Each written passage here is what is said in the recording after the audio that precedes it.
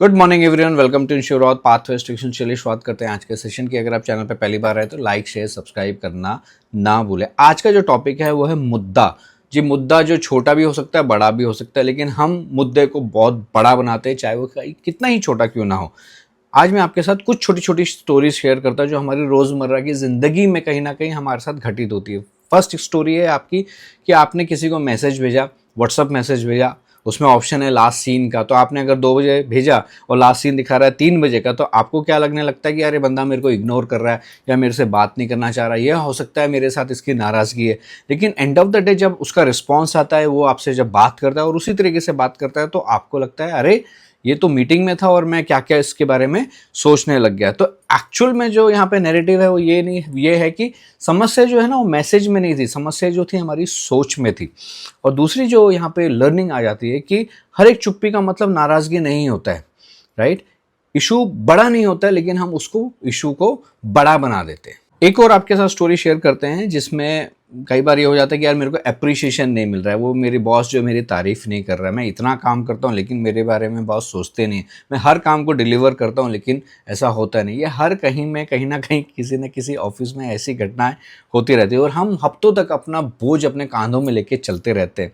लेकिन कुछ समय बाद कभी कभी आपने ये भी देखा होगा कि आपके बॉस आके बोलते हैं यार आप you are my trustworthy person, आपको बार बार बोलने की ज़रूरत ही नहीं क्योंकि आप हर बार में जो काम करते हो बहुत ही अच्छा करते हो। तो ज़रूरी नहीं कि हर चीज़ को बार बार बोला जाए। तो यहाँ पे जो लर्निंग है कि जो चुप्पी है या जो हम शांत रहते हैं उसका मतलब नेगेटिव नहीं होता है। लेकिन यहाँ पे हम क्या कर जाते हैं कि जब इशू जो है ना वो बड़ा नहीं होता है, लेकिन हमारी जो इच्छाएं, जो हमारे अपेक्षाएं हैं वो उसको बड़ा बना देती हैं और इससे हमको कई नुकसान धीरे धीरे होने शुरू हो जाते हैं। अब एक एग्जाम्पल हम घर का ले लेते हैं कि हम कभी छोटी छोटी बात पर भी झगड़ा कर लेते हैं और जो रिश्ते होते हैं ना उसमें communication becomes very important role.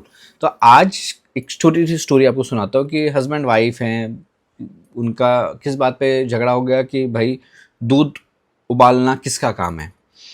और बात बढ़ते बढ़ते एक दूसरे जो है पुरानी बातें निकालने बैठ जाते हैं। दूध उबालना किसका काम है वो एक चल रहा था, लेकिन साथ साथ जब वो बातचीत बढ़ने लग गई तो हम एक साथ पुरानी पुरानी पुरानी पुरानी बातें निकालना शुरू करते हैं और उसके बाद 3 दिन तक हम बात ही नहीं करते, किसी से समझते नहीं है। लेकिन 3 दिन बाद जब समझ में आता था यार असली लड़ाई तो दूध की थी। कहाँ से हम लोग मैं ज़्यादा काम करती हूँ तुम नहीं समझते, या मैं ज़्यादा काम करता हूँ तुम नहीं समझती वाली भावना कहाँ से आ गई।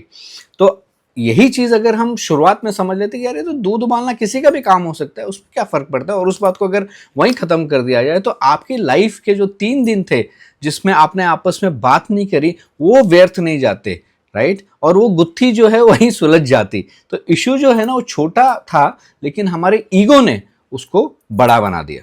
बच्चों की बात ले लेते हैं, जब कोई इंटरव्यू देने के लिए जाता है तो हमारे को रिजेक्शन आ जाते हैं या सामने वाली जो कंपनी हमको मना कर देती है कि आपका सिलेक्शन नहीं हुआ। तो इससे क्या होता है कि हमारा जो कॉन्फिडेंस लेवल है ना गिर जाता है और जब आप दूसरे इंटरव्यू के लिए जाते हैं तो वहाँ आपका और कॉन्फिडेंस डाउन हो जाता है और वहाँ और आपको रिजेक्शन आ जाता है। बट लेटरली आपको पता चलता है कि जो पहला इंटरव्यू था उसमें आपका रिजेक्शन का कारण ये था कि वहाँ पे इंटरनल हायरिंग होगी और हर एक कंपनी में ऐसा होता ही है कि इंटरनल हायरिंग हो जाती है, एग्जिस्टिंग एम्प्लॉय को अपॉर्चुनिटी दी जाती है, इन हाउस टैलेंट की बात हो जाती है। तो हमने क्या सोचा कि यार शायद मेरे में कमी थी, इसके वजह से मेरे को अपॉर्चुनिटी नहीं मिली। But most of the time internal hiring के थ्रू वो चीज़ें हो जाती है। तो यहाँ पे जो था इशू जो था it was not big, rejection जो है वो आपकी वैल्यू नहीं बताता है। लेकिन यहाँ पे इशू ये हो गया कि इशू तो छोटा सा था लेकिन हमारी सोच ने उसको इतना बढ़ा दिया कि हमारा कॉन्फिडेंस लेवल, हमारा जो पैशन है वो कहीं ना कहीं उसको डाउन कर दिया। कई बार हमारी दोस्तों के साथ झगड़ा हो जाता है, लड़ाई हो जाती है, तो वही वाली बात आ जाती है कि पहले आप तो मैं सॉरी क्यों बोलूँ। अगर आपने सॉरी बोल दिया तो क्या होता है, आपको ये लगता है यार मैं कमज़ोर हो गया हूँ या मैं नीचे गिर गया हूँ या मेरी ही शायद गलती थी तो मुझे ही क्यों सॉरी बोलना था।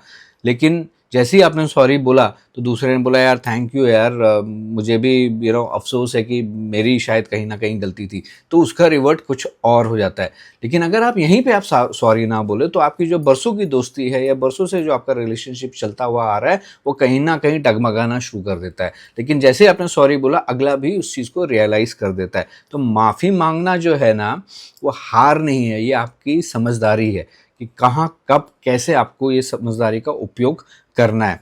तो ईगो से जो बड़ी है ना वो शांति नहीं होती, जो ईगो है उसको उससे बड़ी शांति नहीं होती है। और इश्यू बड़ा नहीं होता है लेकिन हमारी सोच उसको बड़ा बनाती है और उसको और लंबा खींच देती है ताकि हम और लड़ाई करें।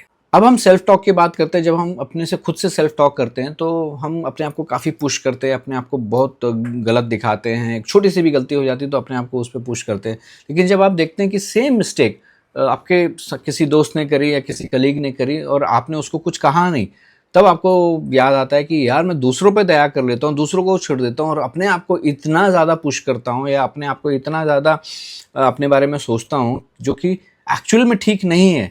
बट इशू ये हो जाता है कि हमको परफेक्ट बनना है, बट ये परफेक्ट बनने के चक्कर में कहीं ना कहीं हम अपने आप को कुछ ज़्यादा ही पेन देना शुरू कर देते हैं।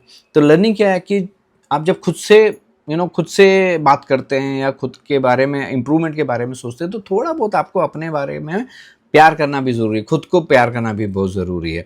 तो इशू जो होता है ना उतना बड़ा नहीं होता लेकिन हम उसको मन से लगा के बैठ जाते हैं और जिसके चलते कहीं ना कहीं चीज़ें जो हैं और ज़्यादा डिटोरेट होनी शुरू हो जाती है हमारे साथ। तो हमेशा से याद रखना कि बात छोटी थी, इशू बड़ा नहीं था, लेकिन हमने उसको इशू को बड़ा बना दिया। Think about it. Thank you very much listening to me, Shiv Rawat, pathways to excellence.